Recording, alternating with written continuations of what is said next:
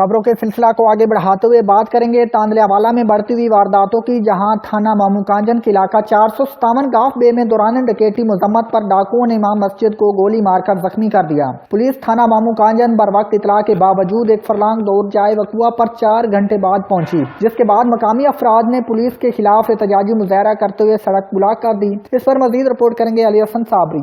जी, थाना मामूकांजन के इलाका 497 गांव में डकैती मज़ाहमत पर डाकुओं ने इमाम मस्जिद को गोली मारकर जख्मी कर दिया।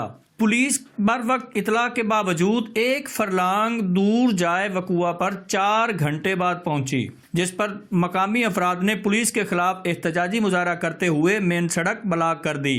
मजरूब को मामूकांजन से और तांदलियावाला से अलाइड अस्पताल रेफर कर दिया गया। बताया गया है कि गुज़श्ता शब 2 बजे के करीब 3 मुसल्ला डाकू चक 497 गावे, जो थाना से एक फरलांग के फासला पर वाक़े है, में अनवारे मदीना मस्जिद के इमाम मिराज हुसैन शाह के घर आ घुसे, जहां मज़ाहमत पर उसकी टांग में फायर मारकर जख्मी कर दिया।